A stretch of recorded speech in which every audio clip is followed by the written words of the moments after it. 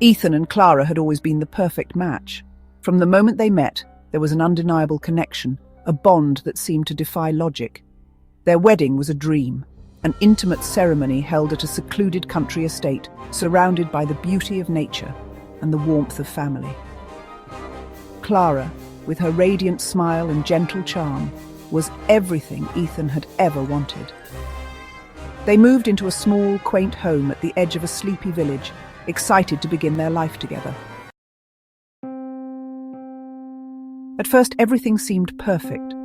Clara was the perfect wife, kind, loving, and always attentive.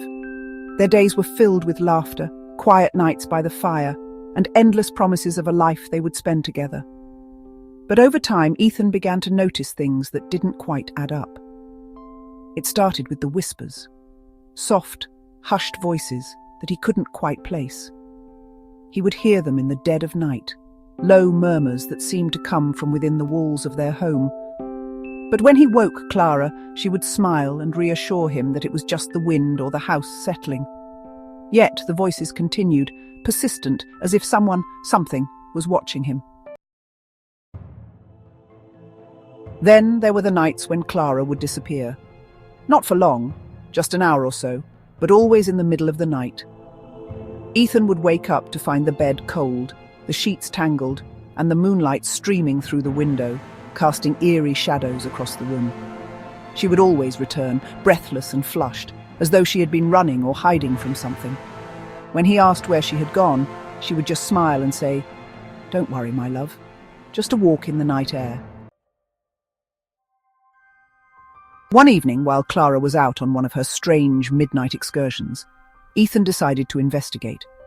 His curiosity had grown into something darker, a gnawing suspicion that something wasn't right. He waited until the sound of the door closing echoed through the house, then slipped on his shoes and crept outside. The village was silent, the only sound the distant rustle of trees in the wind. He walked toward the woods behind their home, the darkness thickening as he went. There, near the edge of the forest, he found her, Clara, standing motionless, staring into the trees as though waiting for something, waiting for someone. He stepped closer, calling her name, but she didn't turn around.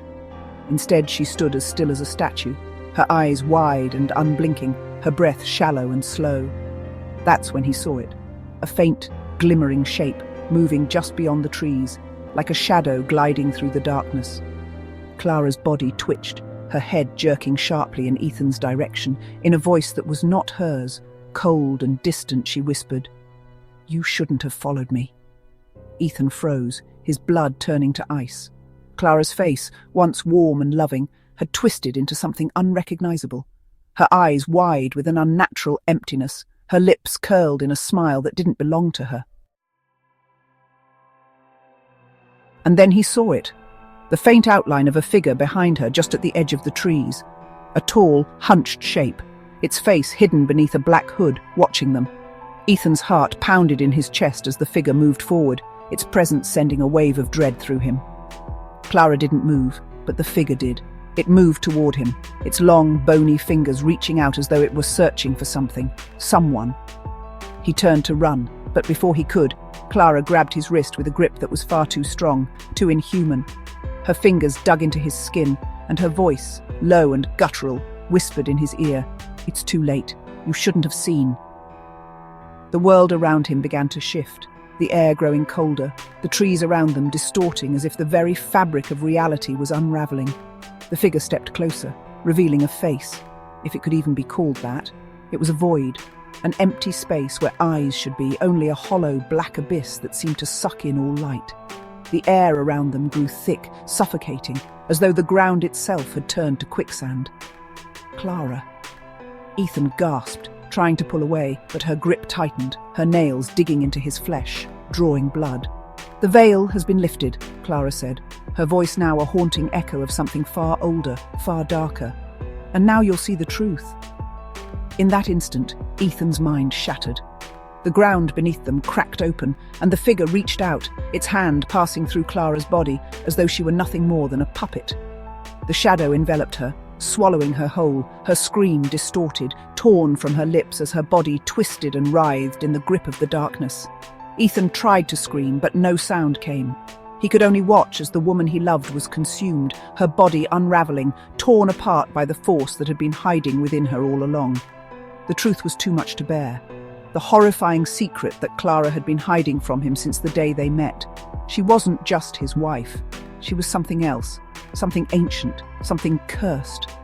As the shadow devoured her, Clara's face twisted in agony, her features warping into an expression of pure terror, and before her body was lost entirely, her voice, fractured and distant, reached Ethan's ears one final time. "You were never meant to know."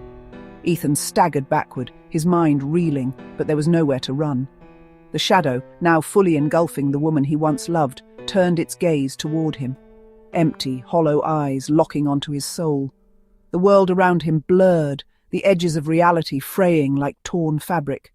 And then everything went black. When the village awoke the next morning, Ethan was gone. The only trace of him was a single, blood-stained letter left on the table in their home. "I am not who you think I am." The house was quiet now, the laughter and warmth gone.